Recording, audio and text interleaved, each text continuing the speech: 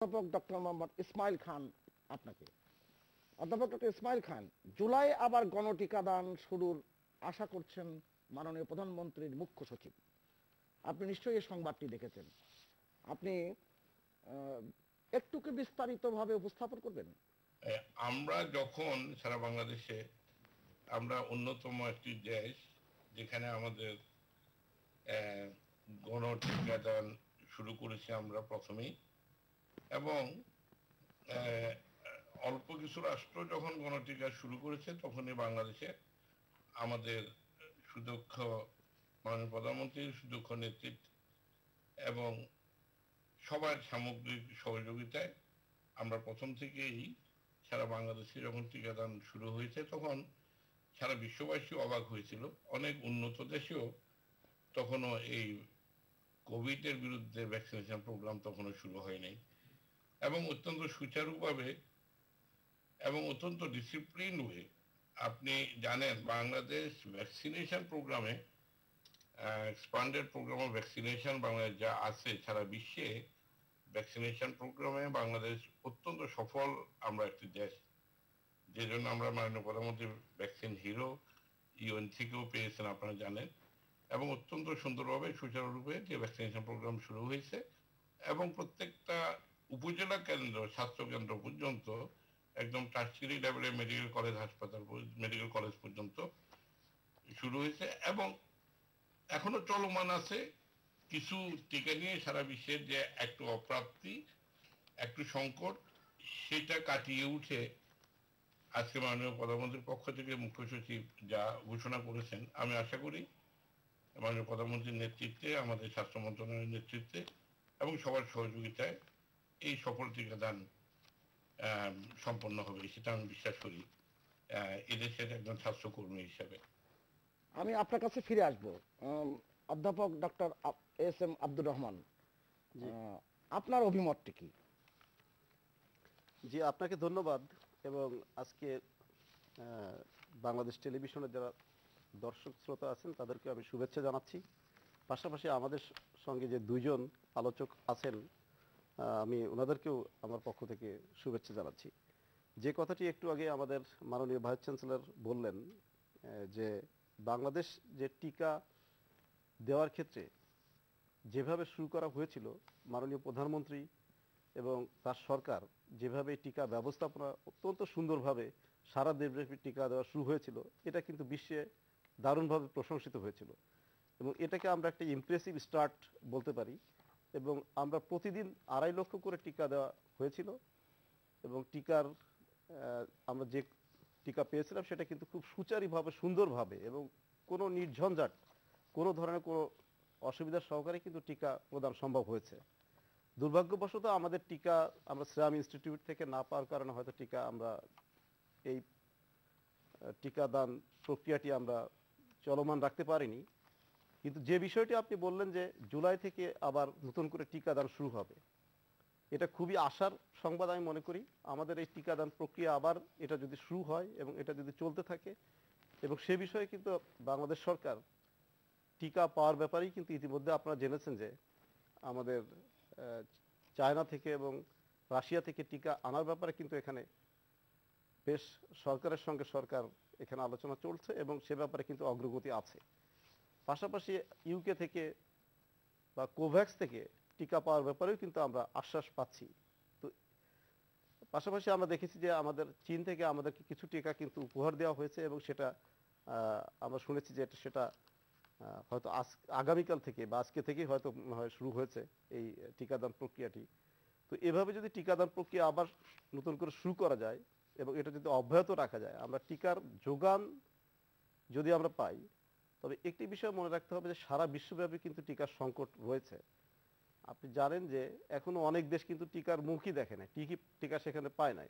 আমাদের মতো দেশ আমরা কিন্তু এ ব্যাপারে অনেক অগ্রগামী ছিলাম, যদিও আমাদের মাঝখানে হোঁচট খেতে হয়েছে। এটা নিয়ে অনেকে হয়তো সমালোচনা করেন, কিন্তু আমি মোটেই এখানে সমালোচনার বিষয় দেখি না। কারণ আমাদের কিন্তু টিকার যে আশ্বাস আমরা পেয়েছিলাম সিরাম ইনস্টিটিউট থেকে এবং কোভ্যাক্স থেকে, তাতে কিন্তু অনেক টিকা আমাদের আশ্বাস পেয়েছিলাম। পাশাপাশি অনেকে হয়তো বলে থাকেন যে আমরা কেন রাশিয়া বা চীনের সঙ্গে আগে যোগাযোগ করিনি। আমি একটু ভিন্নভাবে দেখি, কারণ আমরা সবসময় কিন্তু ওয়ার্ল্ড হেলথ অর্গানাইজেশন যে টিকাগুলিকে অনুমোদন দিয়েছে আমরা সেই টিকার দিকেই কিন্তু তাকিয়েছিলাম।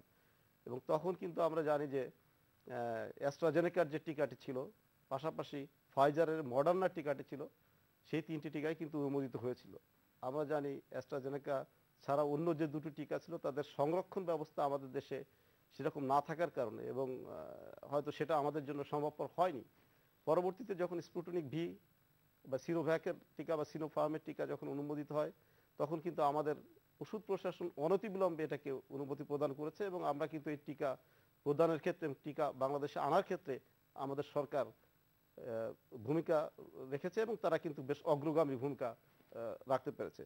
তো আমি আমি এই জায়গায় একটু আপনাকে থামিয়ে ডক্টর মাহবুব সিদ্দিকীর কাছ থেকে একটু জেনে আসতে চাই তার একেবারে প্রাথমিক মন্তব্যটি।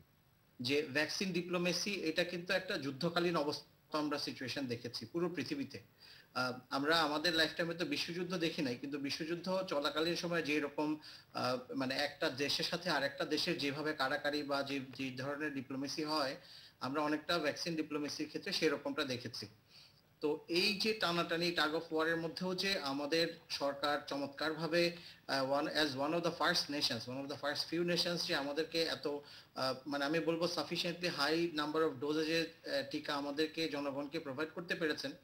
মাননীয় প্রধানমন্ত্রী জাতীয় সংসদে যে গুরুত্বপূর্ণ বক্তব্য রেখেছিলেন জুন মাসের ৩ তারিখে সংসদ অধিবেশনের যে বক্তব্য রেখেছেন সেটা একটু শুনে আসতে চাই।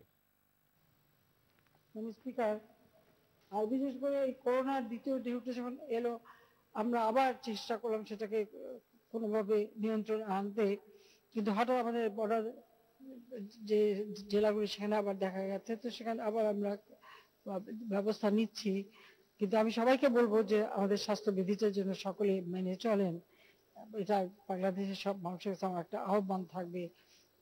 আমরা টিকা দান থেকে শুরু করে সব রকম ব্যবস্থা আমরা নিচ্ছি, কিন্তু তারপরে নিজেরা সুরক্ষিত থাকতে হবে, এটাই চাই।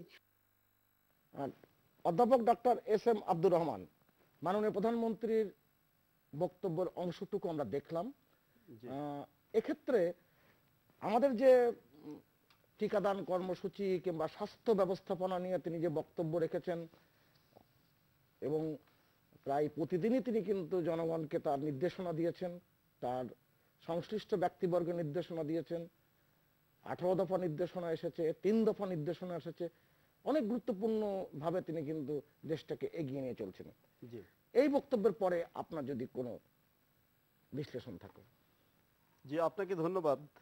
মাননীয় প্রধানমন্ত্রী আমাদের এই কোভিড কালীন সময়ে আমাদের সামনে থেকে নেতৃত্ব দিয়ে আমাদেরকে যেভাবে রক্ষা করে যাচ্ছেন, আপনি দেখেছেন যে আমাদের দেশ কিন্তু একদিকে অর্থনৈতিক যে বিষয়টি অর্থনৈতিক মন্দায় পড়েনি, মানুষের জীবিকা বা অর্থনৈতিক যে ব্যবস্থাপনা সেটাকে যেমন সুরক্ষা করেছেন, পাশাপাশি জনস্বাস্থ্য সুরক্ষায় কিন্তু আমরা এগিয়ে আছি। সারা বিশ্বের সাথে তুলনা করলে আমরা কিন্তু অনেক ভালো অবস্থায় আছি। আমাদের এখানে করোনা ব্যবস্থাপনা প্রথম দিকে হয়তো একটু সমস্যা আমাদের ছিল, কিন্তু পরবর্তীতে কিন্তু আমাদের সীমিত সামর্থ্য নিয়েও আমরা কিন্তু যেমনভাবে এগিয়ে যাচ্ছি মাননীয় প্রধানমন্ত্রীর নেতৃত্বে, সেটা কিন্তু অবশ্যই সারা বিশ্বব্যাপী ভূয়সী প্রশংসিত হয়েছে এবং আমরা তার ফল পাচ্ছি। তো মাননীয় প্রধানমন্ত্রী যে কথাটি সংসদে বলেছেন যে আমাদের করোনা ব্যবস্থাপনায় স্বাস্থ্যবিধি মেনে চলা, এই কথাটি কিন্তু আমাদেরকে অক্ষর অক্ষর পালন যদি আমরা না করি তাহলে কিন্তু আমাদের অনেক সামনে অনেক বিপদ আসতে পারে। কারণ আপনি জানেন যে বর্তমানে যে ইন্ডিয়ান ভেরিয়েন্ট আমাদের এখানে এসেছে, সেই ইন্ডিয়ান ভেরিয়েন্টের কারণে আমাদের পেরিফেরি থেকে শুরু করে কিন্তু এটা ঢাকার দিকে আসছে আস্তে আস্তে করে।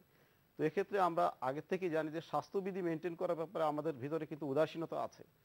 মাননীয় প্রধানমন্ত্রী বারংবারই যখনই কথা বলেছেন তখনই কিন্তু এই বিষয়টির উপর গুরুত্ব দিয়েছেন, কিন্তু আমাদের জনগণকে কিন্তু আমরা সেভাবে কিন্তু আমরা স্বাস্থ্যবিধি মানার ব্যাপারে তাদেরকে অংশগ্রহণ করাতে পারিনি। তো সেই কথাটি মাননীয় প্রধানমন্ত্রী বারবার বলে যাচ্ছেন। আমি মনে করি যে আমরা অনেক ভালো আছি, অবশ্যই ভালো আছি, কিন্তু এই ভালোটাকে যদি আমরা ধরে রাখতে চাই বা এর থেকে ভালো থাকতে চাই এবং ভবিষ্যৎ আমাদের আরও যদি ভালো থাকার আমাদের যে প্রয়াস সেটা থাকা উচিত, সেক্ষেত্রে অবশ্যই মাননীয় প্রধানমন্ত্রী আমাদেরকে যে নির্দেশনা দিবেন, সরকার যে নির্দেশনা দিবেন, সেটা যদি আমরা জনগণ হিসাবে অক্ষর অক্ষর পালন না করি তাহলে কিন্তু আমাদের সামনে আমরা কতদিন ভালো থাকবো সেটা নিয়ে আমাদের সংশয় রয়েছে। আমি পাশাপাশি আমি আমাদের এই ক্ষেত্রে নিশ্চয়ই আপনি আপনার বক্তব্য শেষ করবেন এই পর্যায়ে। প্রফেসর রহমান বলুন। জি, সেক্ষেত্রে আমি মনে করি যে যেহেতু এই করোনা যেহেতু দীর্ঘায়িত হচ্ছে, প্রথম ঢেউ, দ্বিতীয় ঢেউ, তৃতীয় ঢেউ এভাবে আসছে এবং সারা বিশ্বব্যাপী এটা ঘুরপাক খাচ্ছে। যেসব দেশ সাধারণত ভ্যাকসিন দিতে পেরেছে, ভ্যাকসিনেশন যাদের সফলতা অর্জন করেছে, তারা কিন্তু অনেকটা এটা কন্ট্রোলে আনতে পেরেছে। আমাদেরও অবশ্যই ভ্যাকসিনেশনের দিকে যেতে হবে। আমাদের 80% জনগণকে ভ্যাকসিন আমাদেরকে দিতে হবে। সে ব্যাপারে মাননীয় প্রধানমন্ত্রী নিরলস চেষ্টা করে যাচ্ছেন, তার সরকার নিরলস চেষ্টা করে যাচ্ছেন।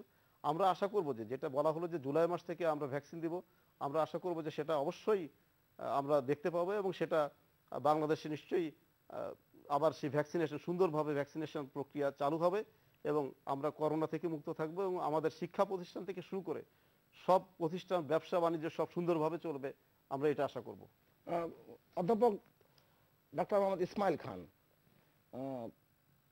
এতক্ষণ আপনি শুনলেন, আপনার কাছে যে বিষয়টি একটু জানতে চাই, এসডিজি অর্জনে এগিয়ে থাকা শীর্ষ 3 দেশের মধ্যে বাংলাদেশ, এটা আজকে সর্বশেষ সংবাদ।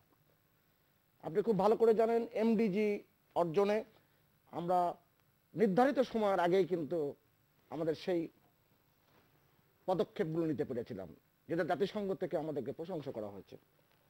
এবং সেই এমডিজির ভিতরে বেশ কয়েকটি বিষয় ছিল স্বাস্থ্য বিষয় সংক্রান্ত, সেখানেও আমরা অগ্রগতি অর্জন করেছিলাম। এখনকার এই প্রেক্ষাপটে আমাদের যে ডেল্টা ভ্যারিয়েন্ট যেটা বলা হচ্ছে এবং এখন ডেল্টা প্লাস ভ্যারিয়েন্ট বলা হচ্ছে এবং সীমান্তবর্তী জেলাগুলোতে যে সংক্রমণ যেভাবে বাড়ছে, গোষ্ঠী সংক্রমণের কথা শুনছি, সে ব্যাপারে আপনার অভিমতটি কি, আপনার পরামর্শ কি? আপনি একজন বিশিষ্ট ফার্মাকোলজিস্ট হিসেবে আপনি কি অভিমত ব্যক্ত করবেন? ধন্যবাদ আপনাকে। আপনি যে মাননীয় প্রধানমন্ত্রীর সংসদে যে ছোট্ট বক্তব্যটা দিয়েই আমাদের এই পর্বে আলোচনা শুরু করেছেন, মাননীয় প্রধানমন্ত্রী যে কতটা ভিশনারি এবং দিক নির্দেশনামূলক ভাবে, আমি স্বাস্থ্য ব্যবস্থা বলছি, যেহেতু আমি স্বাস্থ্যের একজন মানুষ, তবে এগিয়ে যাচ্ছেন। আপনি এমডিজির কথা বলেছেন, এমডিজি 8টা গোলের মধ্যে 3টা গোলই এক্সক্লুসিভলি আমাদের স্বাস্থ্য বিষয়ক রিলেটেড ছিল। শিশু মৃত্যুহার কমানো, মাতৃ মৃত্যুহার কমানো এবং মাতৃ স্বাস্থ্য সমুন্নত রাখা এবং ইনফেকশন ডিজিজ যেগুলো সারা বিশ্বে এইগুলোকে কন্ট্রোল করা। এই 3টাতেই বাংলাদেশ আমাদের সাউথ ইস্ট এশিয়ার মধ্যে অবশ্যই এবং সারা পৃথিবীতে উল্লেখযোগ্য। পভার্টি এবং অন্য কিছু ইন্ডিকেটরগুলো আপনি ভালো জানেন, আমাদের দেশবাসী জানেন, আমি এগুলো না বলে শুধু স্বাস্থ্য ইয়েগুলো ইন্ডিকেটরগুলো আমরা অভাবিত সাফল্য অর্জন করেছি এবং সারা বিশ্বের কাছে আমরা এমডিজি অর্জনে ওই লক্ষ্যমাত্রার যে সীমা ছিল তার আগে অর্জনে আমরা মাননীয় প্রধানমন্ত্রীর নেতৃত্বে আমরা সারা পৃথিবীতে প্রশংসিত হয়েছি।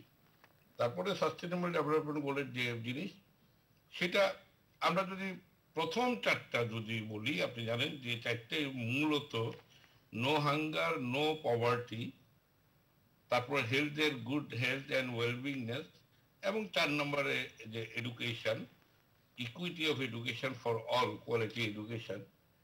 আমরা এর মধ্যেই এডুকেশন আমরা জানি পৃথিবীর ইতিহাসে বিরল, যে আমাদের মাননীয় প্রধানমন্ত্রী যে পদক্ষেপ প্রাথমিক বিদ্যালয় থেকে শুরু করে বই তুলে দেওয়া থেকে আমরা যদি হিসাব দিই, এটা পৃথিবীর মানুষ চিন্তা করার কথা না। আমাদের বাংলাদেশে আমরা যেভাবে এডুকেশনে এগিয়ে যাচ্ছে, স্বাস্থ্যক্ষেত্রে একটাই শুধু, আমি গত মার্চ মাস থেকে যে আমাদের যে মাননীয় প্রধানমন্ত্রী যখনই এপ্রিল মাসে সারা দেশের মানুষ সবাই, আমরা শিক্ষিত সমাজ বলি, আমরা রাজনীতির বলি, পেশাজীবী বলি, যারা যেখানে আছে, আমরা না শুধু সারা পৃথিবীর যেখানে আতঙ্কিত, সেখানে যে ঘুরে দাঁড়ানো, সাহস যোগানো মাননীয় প্রধানমন্ত্রী যে এপ্রিল থেকে শুরু করেছেন, একদম প্রান্তিক পর্যায়ের সাথে যোগাযোগ রেখে জেলা লেভেলের সমস্ত কর্মকাণ্ড, এই যে হেলথ কেয়ার যে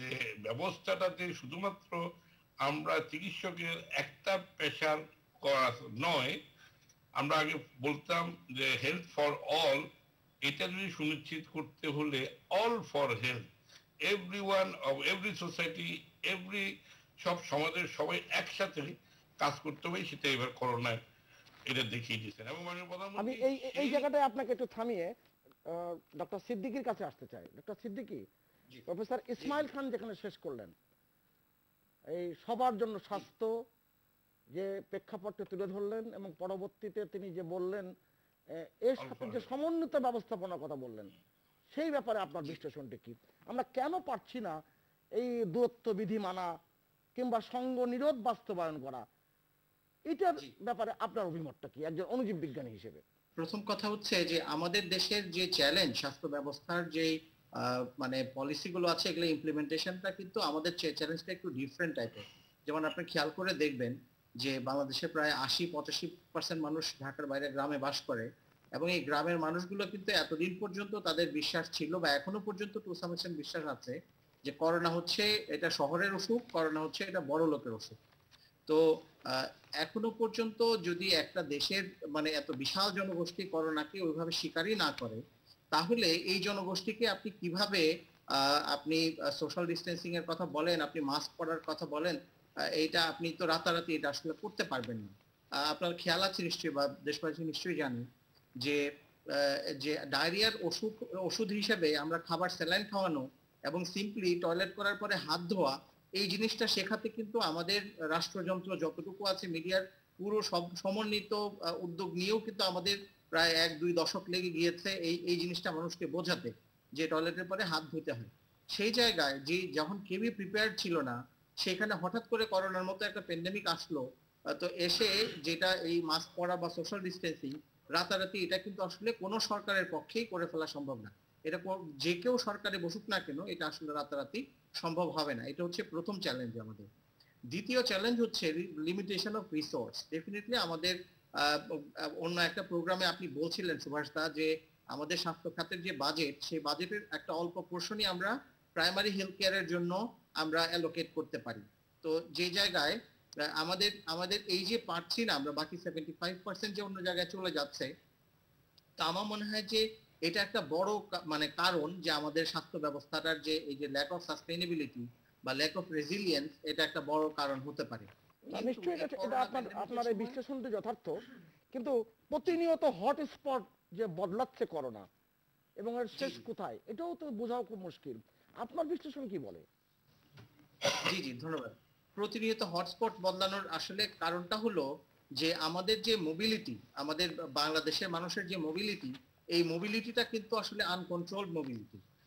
যে মানে মানুষ জীবন জীবিকার তাগিদে আপনি চাইলেও আসলে সব সময় ওই যে মানে কেতাবি লকডাউন অথবা যে সোশ্যাল ডিস্টেন্সিং, এটা আসলে চাইলে করা যাবে না। ওই যে আমাদের মানুষের জীবন জীবিকা তো কন্টিনিউ করতে হবে। যেমন আপনি উন্নত বিশ্বের কথা বলেন, অস্ট্রেলিয়ার কথা বলেন, আমেরিকার কথা বলেন বা জার্মানির কথা বলেন, তারা সোশ্যাল ডিস্টেন্সিং করেছে, তারা লকডাউন দিয়েছে, এবং সেই লকডাউন কালীন সময়ে একজন মানুষ কিভাবে চলবে, তাদের ব্যাংক অ্যাকাউন্টে কিন্তু সরকারের পক্ষ থেকে টাকা চলে গিয়েছে, রেগুলার বেসিসে চলে গিয়েছে। এটা আমাদের এখানে অসম্ভব, ইমপ্র্যাকটিক্যাল। তো যে কারণে আমাদের এই দরিদ্র জনগোষ্ঠী বা প্রান্তিক জনগোষ্ঠীকে কিন্তু তাদের মোবিলিটি মেনটেন করতে হবে। আর করোনার ক্ষেত্রে একটা সবচেয়ে বড় চ্যালেঞ্জ হলো, আমরা সেই গত বছর থেকেই জানি যে সিমটোম্যাটিক কেসের চেয়ে অ্যাসিমটোম্যাটিক কেস অনেক ক্ষেত্রে অনেক বেশি হয়, এবং আমাদের কমিউনিটির মধ্যে যারা আছে তাদের মধ্যে বেশ কিছু মানুষ থাকে সুপার স্প্রেডার। এটা ইসমাইল খান স্যার বা আব্দুর রহমান স্যার আরো হয়তো ভালো বলতে পারবেন। তো এই যে সুপার স্প্রেডার যারা আছে, তারা নিজেরাও হয়তো জানে না যে তারা সিমটোম্যাটিক অথবা তারা কোভিডটা ক্যারি করছে। তো আমার মনে হয় যে এই যে ক্লাস্টার মানে আপনার ইনফেকশন হচ্ছে বা কমিউনিটিতে যে ক্লাস্টারগুলো দেখা যাচ্ছে, এইটার জন্য আসলে কাউকে দায়ভার চাপানোর সুযোগ নাই। এইটাই আসলে বাস্তবতা, এবং এই বাস্তবতার জন্যই কিন্তু পুরো পৃথিবীতে এখনো পর্যন্ত করোনাকে আমরা আসলে কন্ট্রোল করতে পারি নাই, বা পুরো পৃথিবী কিন্তু এখন পর্যন্ত কন্ট্রোল করতে পারে নাই। উন্নত বিশ্বের সাথে যদি আপনি কম্পেয়ার করেন, তাদের তো অনেক বেশি রেজিলিয়েন্ট হেলথ সিস্টেম, তারাও কিন্তু এখনো পর্যন্ত হিমশিম খাচ্ছে। তো আমি তো মনে করি সেই তুলনায় আমাদের যেই স্বাস্থ্য ব্যবস্থা, আমাদের মানে ঢাল নাই তলোয়ার নাই, নিধিরাম সন্তান আমরা, সেই তুলনায় আমরা মানে অনেক ভালো আছি। তো ডক্টর সিদ্দিকী, আপনার কাছে আমি একটু জানতে চাই, বলা হচ্ছে সীমান্তবর্তী শহরগুলো কিংবা জেলাগুলোতে সংক্রমণ বেশি ছড়িয়েছে, তার প্রমাণও আছে, কিন্তু ব্রাহ্মণবাড়িয়াতে গত পরশু সেখানে সংক্রমণ হয়েছে 3.26%, অথচ ব্রাহ্মণবাড়িয়ার সাথেই কিন্তু লাগোয়া হচ্ছে আগরতলার বর্ডার, আমরা এটা ভালো করে জানি। সেখানে সংক্রমণের হাতে এত কম কম, অথচ কোন কোন জেলায় আপনার 50%, 56% পর্যন্ত হয়েছে। এটার কারণ কি মনে হয়? এখন হয়েছে কি, আমরা এই যে শতাংশের হিসাবটা আমরা করছি, এটা কিন্তু একটা আরবিট্রারি হিসাব, যে যারা টেস্ট করছেন তারা কোন ক্রাইটেরিয়ার বেসিসে টেস্ট করছেন। আমার মনে হয় যে এটা একটা কালচারাল অ্যাসপেক্ট আছে। ফর এক্সাম্পল, কোন একটা এলাকার মধ্যে যদি অনেক সময় আমরা জানি যে রুমার অথবা হলো প্যানিক বলেন, যাই কিছু বলেন না কেন, এই জিনিসগুলো যখন ছড়িয়ে যায় তখন কিন্তু দলে দলে ঝাঁকে ঝাঁকে সব মানুষ হয়তো আতঙ্কিত হয়ে পড়ে। আমরা জানি যে এই সময়টা কিন্তু সিজনাল ফ্লু এরও সিজন। তো অতএব আপনি খেয়াল করে দেখবেন যে শুধু যে যারা টেস্ট করাচ্ছে তাদের শুধু যে করোনাই পাওয়া যাচ্ছে তা না, করোনা ছাড়া অনেক আপনার সংক্রামক ভাইরাসও কিন্তু আছে। তো সেই ক্ষেত্রে কোন একটা এলাকার মধ্যে যদি এই সচেতনতা বলেন অথবা প্যানিক বলেন, এটা জোরে সোরে ছড়িয়ে গিয়ে থাকে যে না আমাদের সবার টেস্ট করতে হবে বা এরকম এরকম ব্যাপার, এবং প্রচুর মানুষ যদি একসাথে টেস্ট করায়, তখন কিন্তু তাদের আপনার এই ইয়ের পার্সেন্টেজটা কমে আসবে, পজিটিভ হওয়ার পার্সেন্টেজটা কমে আসবে। কিন্তু এর উল্টা ঘটনাটা যদি ঘটে, যে মানুষজনের মধ্যে এক ধরনের অনীহা আছে অথবা টেস্টিং ফ্যাসিলিটির হয়তো কিছুটা অপ্রতুলতা আছে, তো সেখানে শুধুমাত্র যারা সিরিয়াস ইলনেস অথবা যাদের ওরকম আছে তারাই শুধু টেস্ট করাচ্ছে, সেটা একটা কারণ হতে পারে যে এই ডিসক্রিপেন্সিটা হওয়ার, আপনি যেটা বললেন সেটা হওয়ার। আর এট দ্য সেম টাইম আমি বলবো যে এখানে তো আমাদের শুধু ডেল্টা ভ্যারিয়েন্ট না, অনেকগুলো ভ্যারিয়েন্টই কিন্তু একসাথে ছড়াচ্ছে। অতএব এখন কোন ভ্যারিয়েন্ট, প্রত্যেকটা ভ্যারিয়েন্টের ইনফেক্টিভিটি বা স্প্রেডিং ক্যাপাসিটি কিন্তু রেট কিন্তু একটার থেকে আরেকটা আলাদা।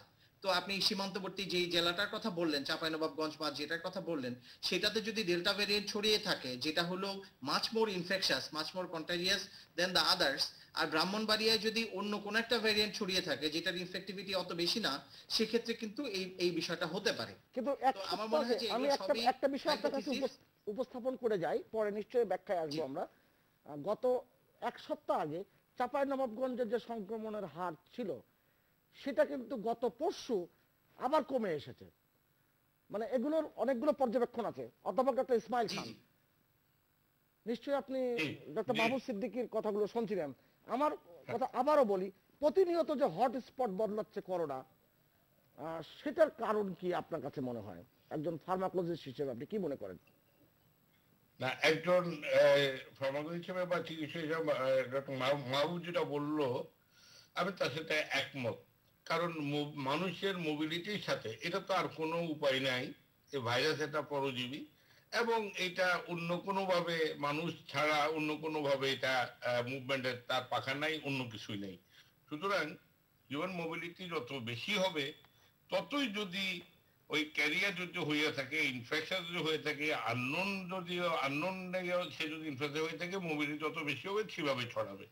ব্রাহ্মণবাড়ির কথা যে আপনি বলছেন, ব্রাহ্মণবাড়িয়া কিন্তু ত্রিপুরা রাজ্যে ওখানে, আর চাঁপাইনবাবগঞ্জের ওদিকে যে ভারতের যে জেলাগুলো আছে, এই মালদহ বা ওইদিকে যে জেলাগুলো, সেগুলোতে কিন্তু করোনার হার পশ্চিমবঙ্গে সেটা কিন্তু অনেক বেশি, কিন্তু এখানে ত্রিপুরা রাজ্যে করোনা কিন্তু এতটা বেশি না। সুতরাং আপনি যে সীমান্তবর্তী কথা বলছেন, সীমান্তবর্তী হলেই তো শুধু হবে না, ওই পাশে মানুষের মোবিলিটি এবং ওই পাশে যে কিরকম করোনা ইনফেক্টেড। আচ্ছা, অধ্যাপক ডক্টর এসএম আব্দুর রহমান কি বলেন এই ক্ষেত্রে? অধ্যাপক ইসমাইল খান, আপনার কাছে ফিরে আসছি। ধন্যবাদ আপনাকে। আমি মনে করি যে হটস্পট নিয়ে যে বিষয়টি যে ব্যাখ্যাগুলো এসেছে এটা সঠিক, কারণ এটা মানুষের মোবিলিটির উপর ডিপেন্ড করে। এখন ব্রাহ্মণবাড়িয়াতে হয়তো ওই ধরনের চলাচল নয়। আমরা দেখেছি যে চাঁপাইনবাবগঞ্জে প্রথমে কিন্তু ট্রাক ড্রাইভাররা যখন এসেছে তাদের মাধ্যমে কিন্তু তারা মাস্ক না পরে বিভিন্ন জায়গায় ঘুরে বেরিয়েছে, এবং প্রথম দিকে চাঁপাইনবাবগঞ্জের জনগণের ভিতরেও কিন্তু স্বাস্থ্যবিধি মেনটেন করা বা এই বিষয়ে কোনো সচেতনতা ছিল না। আপনি যেটা একটু আগে বলেছেন যে চাঁপাইনবাবগঞ্জে এখন কমে যাচ্ছে, চাঁপাইনবাবগঞ্জে যখন ধরা পড়েছে করোনা, যখন সংক্রমণ বেড়ে যাচ্ছিল তখন জনগণ একটু সচেতন হয়েছে, সেখানে কঠোর লকডাউন দেওয়া হয়েছিল।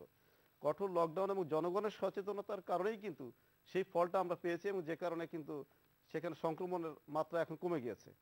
আর ব্রাহ্মণবাড়িয়াতে যে ঘটনাটি ঘটেছে, যেটা প্রফেসর ইসমাইল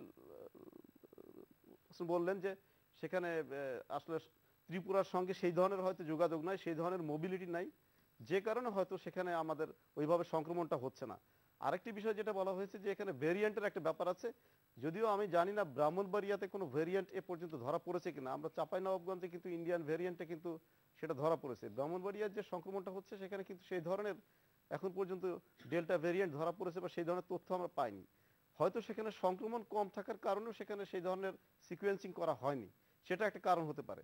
আর আমাদের দেশের যে সংক্রমণের যে মাত্রাটা, আমি যদি এখন বলি ঢাকা শহরে যদি 7 থেকে 8%, আমি বলি যদি ব্যাপকভাবে যদি আমাদের এখানে টেস্ট করা হয় তাহলে নিশ্চয়ই এই সংক্রমণের পার্সেন্টেজটা কমে আসবে। সেই আলোচনা আমরা আমরা আসবো। অধ্যাপক ইসমাইল খান, গত পরশু সাতক্ষীরাতে সংক্রমণের হার ছিল 53.19%। তা আমরা যদি বলছি সীমান্ত লাগোয়ার যে ব্যাপারটি বলছি, আপনি একটা বিশ্লেষণ চমৎকার করেছেন যে আগরতলাতে যদি সংক্রমণ কম হয়ে থাকে আর ওই চাঁপাইনবাবগঞ্জের লাগোয়া রাজ্যে, ভারতের যে রাজ্য, সে রাজ্যের যে সংক্রমণ অধিক হারে হয়ে থাকে, স্বাভাবিক কারণে এটা বিজ্ঞানসম্মত ব্যাখ্যা আছে। সাতক্ষীরাতে এত সংক্রমণ হলো বলে কি হয়ে মনে হয়? আপনি এবং ডক্টর মাহবুব সিদ্দিকী দুজনেই বলবেন। ডক্টর ইসমাইল খান। প্রথমটাতে আমি আগের যুক্তিতেই একই, সাতক্ষীরার সাথে লাগোয়া পশ্চিমবঙ্গের যে জেলা, যে এই মুভমেন্টের সাথেই এই করোনাটা এখানে যাবে, আর কোনো সেকেন্ড কোনো অন্য কোনো ব্যাপার না। সেই জন্য তো সারা পৃথিবীতে আমরা যতটা এইটাকে কন্ট্রোল করতে পেরেছি, সেগুলো কিন্তু এই মুভমেন্টটা আমরা কিছুটা বন্ধ করে আমাদের অর্থনীতি বা অন্য সবকিছু ঠিক রেখে যতটা সম্ভব এটা মোবিলিটি কমালে আমরা এটাকে কিন্তু রক্ষা করতে পেরেছি এবং এখনো পারতেছি। আমি একটা কথা বলেই, সুভাষ চন্দ্র, আপনি একজন ফার্মাসিস্ট, এই মাননীয় প্রধানমন্ত্রী সংসদে যেটা বলেছেন, শুধু আমরা টিকা, এইটা উনি যেভাবে ডিক্লেয়ার করেছেন, ইট should be an universal product. ওই যে মাহবুব বলেছে সারা পৃথিবীতে টিকা ডিপ্লোমেসি, এই মাননীয় প্রধানমন্ত্রী প্রথম উচ্চারণ করেছেন ভ্যাকসিনেশন, এই প্যান্ডেমিক 100 বছরে এই প্রথম। এটা যেই তৈরি করুক, যাই করুক, it should be universal product and every person, সব দেশ সমান অধিকার আছে এই টিকা পাওয়ার।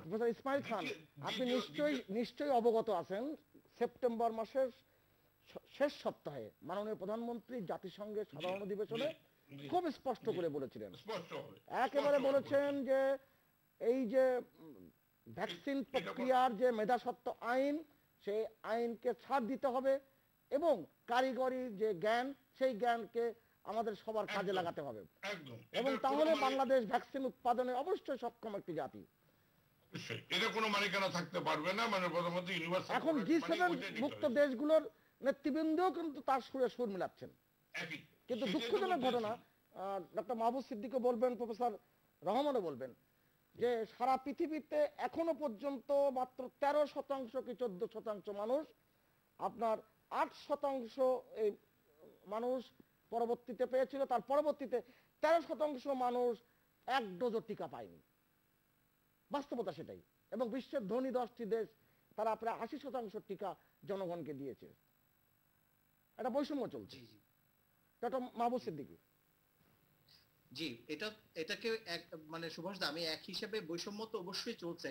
আর দ্বিতীয়, আপনি অন্য আরেকটা পার্সপেক্টিভ থেকেও যদি চিন্তা করেন, সেটা হচ্ছে যে এই টিকাগুলো যে আসলো, এই টিকাগুলো যারা তৈরি করলো তারা কিন্তু এটার পিছনে মানে বিলিয়ন শত বিলিয়ন ডলার ইনভেস্ট করেই কিন্তু তারা এই টিকাটা পেয়েছে। তো এই যে রাষ্ট্রীয় সম্পদ এবং রাষ্ট্রীয়, তারা এক ধরনের গ্যাম্বলিং করেছে। কিন্তু এই টিকা যতগুলো এসেছিল সবগুলো কিন্তু কাজও করে না। যেমন আপনি জানেন যে রিসেন্টলি আপনার একটা টিকা তারা কিন্তু রিট্র্যাক্ট করতে বাধ্য হয়েছে। যেমন মানে সিঙ্গেল ডোজের একটা টিকার, এটা গেম চেঞ্জার বলা হচ্ছিল, তো সেটাকে কিন্তু আপনার মানে রিসেন্টলি রিট্র্যাক্ট করতে হয়েছে। তাদের এটা বিশ্ব স্বাস্থ্য সংস্থা থেকে বলেছে যে এই টিকাগুলো তারা ফিরিয়ে নিতে। তো এখন এই যে তারা রিস্ক নিল, ধনী দেশগুলো বা উন্নত দেশগুলো যে রিস্ক নিল, এটাকে তো তাদের তো এটা রাইট আছে। আমি এই পার্সপেক্টিভ থেকে দেখতে চাই যে তাদের অবশ্যই রাইট আছে যে ডিসিশন নেওয়ার, যে তারা এটাকে কি করবে, কিভাবে। ডক্টর সিদ্দিকী, এখন বিশ্বে যখন মহামারী ছড়ে যায় তখন তো বিশ্বের নাগরিক তো সকলেরই অধিকার আছে তার জীবন বাঁচানোর। সেই ক্ষেত্রে কিন্তু সবাই বলছে আমি জাস্ট একটু অ্যাড করি, জি সেটা তো অবশ্যই একদিক থেকে ইকুইটির দিক থেকে চিন্তা করতে গেলে অবশ্যই আমরা মানে এটাকে রাইট হিসেবে আমাদের পার্সপেক্টিভ থেকে এটা আমরা অবশ্যই রাইট বলে মনে করি যে এই টিকার পেটেন্ট রাইট উন্মুক্ত করে দেওয়া হোক এবং মানে দরিদ্র দেশগুলো যাদের সেই বিলিয়ন বিলিয়ন ডলার ইনভেস্ট করার ক্যাপাসিটি নাই তারাও যেন সেটার পায়। আমার মনে হয় যে এইদিকে মাননীয় প্রধানমন্ত্রীর যেই নেতৃত্ব এবং উনি যেভাবে উনি এটাকে প্রেসারাইজ করছেন, আমার মনে হয় যে সেটা মানে আমাদের জন্য খুবই একটা আনন্দের বিষয়। কিন্তু আমি জাস্ট বাস্তবতাটা বলছিলাম, আপনি এই গত সপ্তাহে না, গত 2 দিন আগে কিন্তু G7 সম্মেলন শেষ হলো। সুভাষদা, আপনি নিশ্চয়ই খেয়াল করেছেন এই G7 এ তারা যে 7টা দেশে তাদের যে সম্মিলিত সিদ্ধান্ত, তারা কিন্তু এখন বলেছে যে 1 বিলিয়ন ডোজ টিকা তারা কিন্তু আপনার এই দরিদ্র দেশগুলোকে গিভ অ্যাওয়ে করবে, মানে হলো ফ্রি তারা এগুলা ডিস্ট্রিবিউট করবে, ডোনেট করবে। Instead of opening up the patent right, তারা কিন্তু এই ফ্রি ডোনেশনের দিকে এখন যাচ্ছে। কেন যাচ্ছে? কারণ এটার পিছনে বিজনেস আছে, এটার পিছনে ডিপ্লোমেসি আছে বা ইন্টারন্যাশনাল পলিটিক্স আছে। তো আমার মনে হয় যে ওভারঅল মাননীয় প্রধানমন্ত্রী এবং আমাদের স্বাস্থ্য যে সিস্টেম, আমরা টিকার জন্য শুরুর দিকে মাঝখানে একটু বাঙ্গুল করলেও আমার মনে হয় যে এখন আমরা যেভাবে সিনোফার্মের টিকা বা রাশিয়া থেকে টিকা আনা, ফাইজারের কাছ থেকে টিকা আনা বা ইভেন আমাদের যে অ্যাস্ট্রাজেনেকা টিকা আনার জন্য যেভাবে এখন মুভমেন্ট চলছে, আমার মনে হয় সেটা আমাদের জন্য মানে খুবই আশাপ্রদ একটা ব্যাপার। আমি জাস্ট ছোট্ট একটা জিনিস অ্যাড করতে চাই সুভাষদা, সেটা হচ্ছে যে ব্রাহ্মণবাড়িয়ার বিষয়টাতে আপনি খুব ইন্টারেস্টিং একটা অ্যাসপেক্ট তুলে এনেছিলেন। আমি একটা ব্যাখ্যা ভুলে গিয়েছিলাম, ভুলে না, এটা আমার মনে হয় যে এটা মাথায় নিলে হয়তো ভালো হয়। ব্রাহ্মণবাড়িয়া কিন্তু গত বছর কোভিড এর শুরু থেকে বেশ কয়েকবার কিন্তু আন্তর্জাতিক বিশ্বের শিরোনাম হয়েছে, আপনার মনে আছে কিনা? যে একজন রিলিজিয়াস মানে আলেম বা স্কলার মারা গিয়েছিলেন, বেশ কয়েকবার জানাজা ইস্যুতে বড় বড় বেশ কিছু কিন্তু মাস গ্যাদারিং হয়েছে। এবং এই ব্রাহ্মণবাড়িয়া বেশ কয়েকবার কিন্তু আমাদের এই মানে আতশী কাচের নিচে ছিল যে শেষ পর্যন্ত ব্রাহ্মণবাড়িয়ার অবস্থা কি হয়। তো আমার কেন যেন মনে হয় যে অলরেডি ব্রাহ্মণবাড়িয়া সেই শুরু থেকে তারা সোশ্যাল ডিস্টেন্সিংটা মেনটেন না করার কারণে হয়তো বা মানে লার্জার নাম্বার অফ ইন্ডিভিজুয়ালস ব্রাহ্মণবাড়িয়ার তারা হয়তো মানে আগেই ইনফেক্টেড হয়ে গিয়ে থাকতে পারে, মানে হার্ড ইমিউনিটি হয়ে গিয়েছে, এটা বলতে চাচ্ছেন? জি জি জি, এটা একটা একদম শেষ পর্যায়ে আমরা নিশ্চয়ই আরো কথা হবে আপনার সাথে ডক্টর সিদ্দিকী। অধ্যাপক রহমান, জি একেবারে শেষ বক্তব্য আপনার। জি জি, যে বিষয়টি আলোচনা হচ্ছে আসলে টিকার যে সংকট, আমি মনে করি যে মাননীয় প্রধানমন্ত্রী যেটা বলেছেন যে টিকার মেধাস্বত্ব আইন যদি এটা রহিত করা হয়, তাহলে এখন যে মহামারী আমাদের চলছে, অবশ্যই যারা টিকা উৎপাদন করেছেন, টিকা নিয়ে গবেষণা করেছেন, তারা শ্রম দিয়েছেন, তারা অর্থ খরচ করেছেন, তারা ব্যবসা করবেন, ব্যবসা করতে কোনো বাধা নেই। কিন্তু ব্যবসা তো অন্যদের সহায়তা করে টিকা উৎপাদন, ব্যাপকভাবে টিকা উৎপাদন করে সারা বিশ্বব্যাপী মহামারীকে কন্ট্রোল করার মাধ্যমেও তো ব্যবসা করা সম্ভব। আমি মনে করি যে মেধাস্বত্ব আইন যদি অন্যান্য দেশ যারা টিকা উৎপাদন করতে সক্ষম তাদেরকে সেটা দেওয়া হয়, সেখানেও কিন্তু তাদের সঙ্গে এগ্রিমেন্টে এসে ব্যবসা করা সম্ভব। আর যদি সেটা না করা হয়, আমার কাছে কিছুটা মনে হচ্ছে যে এটা মানবিক দৃষ্টিকোণ থেকে চিন্তা ভাবনা করলে সম্পূর্ণভাবে তার পরিপন্থী এবং এক ধরনের জিম্মি করা, টিকাকে রেখে অন্যদেরকে না দেওয়ার যে ধরনের তাদের প্রয়াস, সেটাকে আমি কখনোই সমর্থন করতে পারি না এবং এটা সারা পৃথিবীতে মানবতাবাদী মানুষ কেউ সমর্থন করতে পারে না। অবশ্যই অবশ্যই। অধ্যাপক ইসমাইল খান, আমি এক শেষ পর্যায়ে আপনার কাছে জানতে চাই যে trade related aspect of intellectual property rights, এই যে ট্রিপস এর কথা আমি বলি, তার কাউন্সিলে পর্যন্ত এখনো পর্যন্ত আটকে আছে এই বিষয়টি। আপনি খুব ভালো করে জানেন জো বাইডেন পর্যন্ত বেশ 1 মাস আগেও বলেছে যে এই ব্যবস্থাপনা রহিত করা দরকার। কারণ মাননীয় প্রধানমন্ত্রী শেখ হাসিনা বারবার বলেছেন বিশ্ববাসীকে পৃথিবীতে কেউ একা বাঁচতে পারবে না, সবাইকে নিয়ে বাঁচতে হবে। সেই ক্ষেত্রে এই যে আপনার এই মেধাস্বত্ব আইনের যে জটিলতা, সেটাকে আপনি কিভাবে দেখছেন? আপনি যদি 1 থেকে 2 বাক্য শেষ করেন। আমি যদি এই বিশেষ পরিস্থিতির কথা যদি বলি, করোনার মতো, আমরা মেধা পৃথিবীর যেখানে যাই হোক না কেন, এখানে ওই সবগুলো রহিত করে পৃথিবীর সবাই যাতে বেঁচে থাকার ব্যাপারে এখানে ওই ধরনের কোনো ডিপ্লোমেসি, একজন হিউম্যানিস্টিক ভিউ থেকে আমি এটা চরম বিরোধী। এবং মাননীয় যেটা বলছেন সেটা একদম, এটা যাতে সারা পৃথিবীর মানুষ এই জিনিসটা এই অবস্থায় যাতে ভ্যাকসিনেশন। আপনাকে অসংখ্য ধন্যবাদ, অসংখ্য ধন্যবাদ। আরেকটা কথা মাননীয় প্রধানমন্ত্রী কথায় বারবার মাননীয় প্রধানমন্ত্রী বলেছেন, ভ্যাকসিনেশন, ট্রিটমেন্ট বা যা কিছু নিয়ে হোক না কেন, আমরা যে বিধিবিধান আছে আমরা যাতে ইয়েতে না ভুগি, যাতে ওই যে আমাদেরকে নিজেকে প্রোটেক্ট করা, সমাজকে প্রোটেক্ট করা, যে বিধিনিষেধ করা, মাননীয় প্রধানমন্ত্রী এক্সাম্পল দিয়ে দিয়ে দেখিয়ে দিয়েছেন, আর কত দেখাবে, সেগুলো যাতে আমরা মেনে চলি। মাস্ক পরা, হাত ধোয়া, অসংখ্য ধন্যবাদ, হাত ধোয়া, এটা যাতে অসংখ্য মেনে চলি। ধন্যবাদ। কোনো আমি চিকিৎসা না, অনেক একজন ধন্যবাদ। সিনিয়র ফার্মাসিস্ট হয়েও সারা পৃথিবীতে যে সমস্ত উঁচু মানের ওষুধ কোম্পানি, তাদের বিরুদ্ধে আমার ব্যক্তিগত অভিযোগ রয়েছে। আমি খুব ভালো করে জানি সিট্যাপ কোভিড-19 টেকনোলজি অ্যাক্সেসফুল কথা ছিল একটি বৈশ্বিক উদ্যোগ হিসেবে। যারা ওষুধ কোম্পানিগুলো যারা এই টেকনোলজি ব্যবহার করছেন, তারা এই নির্মাণের সাথে যুক্ত হচ্ছেন, তারা এই পুলে যোগ দেবেন। কিন্তু আজও পর্যন্ত একটি ওষুধ কোম্পানি পৃথিবীতে কেউ এই পুলে যোগ দেয় নাই। সকলের সুমতি ফিরে আসুক। প্রিয় দর্শক, খবর প্রতিদিনের আজকের এই সাপ্তাহিক বিশেষ আয়োজন এখানে শেষ করছি। ভালো থাকবেন, স্বাস্থ্যবিধি মেনে চলবেন এবং একে অপরকে সহায়তা করবেন। সকলের মঙ্গল কামনা করছি।